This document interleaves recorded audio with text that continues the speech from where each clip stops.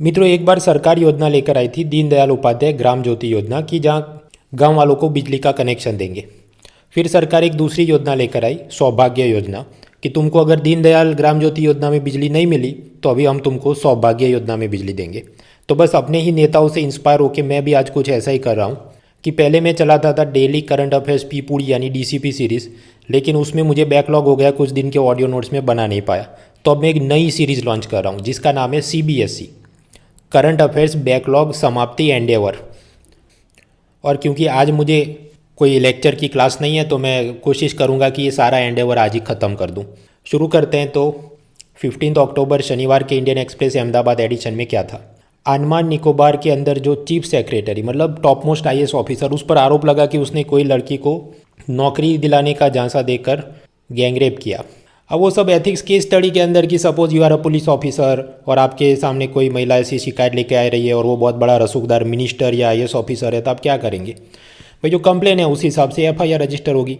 उसके बाद आप इन्वेस्टिगेशन करेंगे, travel record, call record, CCTV footage, medical checkup, दूसरे विटनेसेस के बयान दर्ज करना वगैरह, और उस हिसाब से जो भी निष्पक्ष उसका रिपोर्ट बनाना है वो बनाएंगे, चाहे कोई मिनिस्टर हो या IAS ऑफिसर हो। और फिर केस स्टडी को जटिल करने के लिए और उसमें हम डाल सकते हैं कि अच्छा आपको ऊपर से प्रेशर है कि आप सही से जांच ना करो वरना आपका ट्रांसफ़र हो जाएगा वगैरह। तो अगेन जवाब क्या होगा कि नहीं, जो करना है वो काम करना है, अपनी जो कॉन्स्टिट्यूशनल रिस्पॉन्सिबिलिटी है पुलिस मैनुअल में जो लिखा है उस हिसाब से करेंगे। आगे बढ़ते हैं। दिल्ली यूनिवर्सिटी के एक प्रोफेसर GN साईं बाबा, जिसको नक्सलाइट के साथ सांठगांठ के आरोप में जेल की सज़ा हुई थी, तो बॉम्बे हाई कोर्ट ने एक्विट किया, रिहा किया, लेकिन फिर सुप्रीम कोर्ट ने कहा नहीं ये गलत है, इसको वापस जेल में जाओ। कह रहा वो वाली चीज़ जो चल रही पूरी एग्ज़ाम पॉइंट ऑफ व्यू से बहुत मुझे काम की नहीं लगती, वो सब निकाल सकते हैं ये आर्ग्यूमेंट और ये UAPA का ऐसा सेक्शन वगैरह वगैरह, but more important things are happening there in polity subject beyond this. फिर स्पेस और डिफेंस की कुछ बात करें। गुजरात के गांधीनगर में 2 इवेंट हो रही है। पहला है डेफ एक्सपो या डिफेंस एक्सपो, जहां पर भारत की सब कंपनियां अपने ये मिलिट्री हथियार वगैरह दिखाएंगी। दूसरा उसी जगह पर हो रहा है इंडिया अफ्रीका डिफेंस डायलॉग, और वहां पर डिफेंस मिनिस्टर रक्षा मंत्री राजनाथ सिंह ने ये कहा कि गुजरात में वडोदरा, जामनगर, भुज, नालिया जो कच्छ में है, तो 4 एयरबेज हैं और अभी 5वां एयरबेज डीसा में बनेगा। तो प्लेसेस से न्यूज़, हालांकि IAS एग्ज़ाम में इतनी काम की नहीं, लेकिन वो जो CDS एग्ज़ाम वगैरह में कुछ हो तो थोड़ी पता होनी चाहिए। डिफेंस और स्पेस के अंदर और समाचारों में INS अरिहंत जो न्यूक्लियर पावर्ड सबमरीन है, उसने एक मिसाइल टेस्टिंग किया, सबमरीन लॉन्च्ड बैलिस्टिक मिसाइल यानी SLBM और इसकी मदद से हम न्यूक्लियर वेपन भी लॉन्च कर सकते हैं। तो भविष्य में क्रेडिबल मिनिमम डेटरेंस, मतलब कम से कम अपने दुश्मनों को डर रहना चाहिए कि ये हम कर सकते हैं। आप भले हमारे ज़मीनी जो ठिकाने हैं उस पर एयरबेस या मिलिट्री बेस को तबाह भी कर दोगे तो भी समंदर में हमारी ये न्यूक्लियर पावर्ड सबमरीन चल रही होगी और उसमें ऐसा न्यूक्लियर मिसाइल होगा और वो छोड़ देंगे। तो लिमिट में रहना, औकात में रहना, that is the message to our neighbours. फिर इसरो का GSLV MK3 सैटेलाइट लॉन्च होने वाला है, लेकिन इसको हम पढ़ने नहीं बैठेंगे। 23 अक्टूबर को लॉन्च है, तो उसके बाद वापस एक्सप्लेन सीरीज आएगी तब देख लेंगे। सो दिस वॉज पेज 1, मतलब पेज 1 तो नहीं था, ये तो पेज 3 था, क्योंकि आगे समाचार, उसके बाद आगे बढ़ते हैं। पेज 4 पे कुछ नहीं, 5, 6, 7 कुछ नहीं। पेज 8 पे चले तो इलेक्टोरल बॉन्ड्स। अगर आप कोई राजनीतिक पक्ष को चुनावी दान या चंदा देना चाहते हैं, इलेक्शन डोनेशन, तो उसमें कुछ नियम है। 2000 से ज़्यादा रुपये आप कैश में नहीं दे सकते, तो चेक, नेफ्ट, RTGS ये सब कर सकते हैं। और सरकार एक और चीज़ लेकर आई, electoral bonds. You can think of it like Amazon का जो गिफ्ट वाउचर होता है, ऐसी चीज़, तो उसके द्वारा दे सकते हैं। अब उसमें सब कि ये तो ट्रांसपेरेंट नहीं है और मनी लॉन्ड्रिंग का खेल चलता है, वो काफ़ी समय से ये मामला सुप्रीम कोर्ट में चला है। फाइनल जजमेंट आएगा तो देखेंगे। सरकार तो अपनी तरफ से स्वाभाविक ऐसे ही बोलेगी कि नहीं इसमें कुछ गलत नहीं हो रहा है, सब कुछ ट्रांसपेरेंट है। पॉलिटी गवर्नेंस में मणिपुर सरकार ने तय किया है कि जिसके भी 4 से ज़्यादा बच्चे होंगे उसको सरकारी जॉब, सरकारी योजनाओं का लाभ वो सब नहीं दिया जाएगा।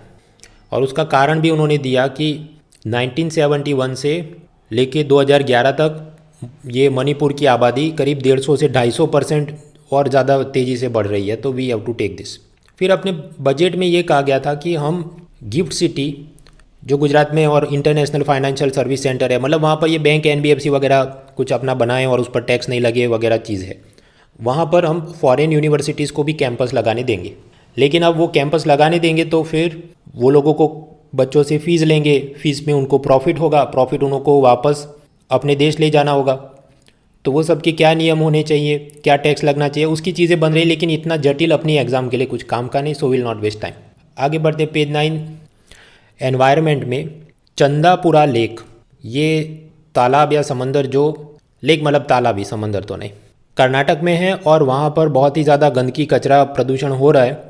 तो नेशनल ग्रीन ट्रिब्यूनल ने सुओमोटो मतलब स्वयं स्फूर्णा से डिसीजन लिया कि कर्नाटक राज्य सरकार पर 500 करोड़ का जुर्माना लगाया है। आगे बढ़ते हैं page 10 columns. Chinese communist party का जो भी वार्षिक समारोह हो रहा है उस पर लंबी लंबा सब बात है, पर कुछ खास अपने लिए काम का नहीं। शी जिनपिंग तीसरे टर्म के लिए भी चीन के प्रेसिडेंट बनेंगे। पेज 11 पर वही पुराने मुद्दों पे कॉलम चल रहे हैं, वो right to abortion for the unmarried women, draft telecom bill वगैरह, लेकिन वो हम जान चुके, तो आगे बढ़ते हैं। पेज 12 व्हाट्सएप और सुप्रीम कोर्ट का केस, अब वो भी फाइनल जज में आने दो, देख लेंगे। HCO रेट्स मैकेनिज्म, तो आपको पता होने, शांघाई कोऑपरेशन ऑर्गेनाइजेशन और उसका regional anti terrorism structure rates, तो उसमें डिसीजन लिया गया है कि हम अफगानिस्तान के आतंकवादियों के खिलाफ एक्शन लेंगे जॉइंटली। पेज 14 पे सब मूवी रिव्यूज़ हैं जो अपने लिए काम के नहीं। पेज 15 एडवर्टाइजमेंट, पेज 16 सब एक्सप्लेन सीरीज़, लेकिन वो साईं बाबा वाला केस तो मैंने आपको बताया उतना एग्जाम पॉइंट ऑफ व्यू से मज़ा नहीं आ रहा है। शी जिनपिंग वापस से प्रेसिडेंट बनेंगे, वो भी पॉलिटिकल साइंस ऑप्शनल सब्जेक्ट हो तो आप देख सकते हैं, अदरवाइज ठीक है।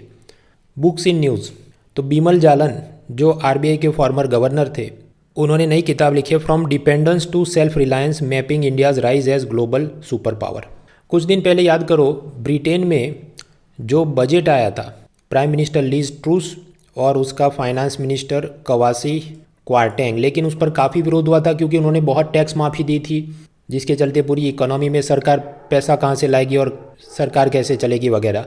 अब उस बजट को अंडू कर दिया और उस फाइनेंस मिनिस्टर को नौकरी से निकाल दिया है प्राइम मिनिस्टर ने। तो मतलब इकोनॉमिक पॉलिसी अनसर्टेनिटी का एक खेल दिखाता है, जो केवल भारत में नहीं विदेशों में भी पाया जाता है। पेज 17 पर उसी सब को और एक्सपांड किया। फिर इंटरनेशनल समाचार में ये कम्युनिस्ट पार्टी का जो एनुअल मीटिंग हो रही है, तो बीजिंग में बहुत ज़्यादा एयर पोल्यूशन ना हो, इसलिए अलग अलग फैक्ट्रीज़ को कहा कि तुम अपना फैक्ट्री अभी बंद रखो। पेज 18 इकोनॉमी में कुछ खास नया जानने को नहीं। अब वो बात ऐसी थी, इथेनॉल ब्लेंडिंग प्रोग्राम, तो पेट्रोल में 20% इथेनॉल ब्लेंड करेंगे और वो वाली चीज़ दिसंबर या जनवरी, मतलब दिसंबर 2022 या जनवरी 2023 से लागू करेंगे। हाँ तो ठीक है, तब आएगी ना एक्सप्लेन सीरीज़, तो देख लेंगे। अपनी एग्ज़ाम कल सुबह नहीं है, अपनी एग्ज़ाम तो मई महीने में। तो आगे बढ़ो। फिर IRDAI इंश्योरेंस सेक्टर का regulator, private equity fund, investment in insurance company वगैरह, ये सब टेक्निकल चीज़ें अपनी एग्जाम पॉइंट ऑफ व्यू से काम की नहीं। आगे बढ़ो, प्रीवियस पेपर देख भी लिया करो कभी। फिर फाइनेंस मिनिस्टर इधर उधर स्पीच दे रहे हैं कि इकोनॉमी में सब अच्छा हो रहा है वगैरह वगैरह, ठीक है, उसमें नया जानने को कुछ नहीं। फिर स्पोर्ट्स में भी कुछ नया जानने को खास नहीं। तो ये था 15 अक्टूबर शनिवार का न्यूज़पेपर। अभी तुरंत में एक और ऑडियो नोट बना देता हूँ, रविवार क्या हुआ था।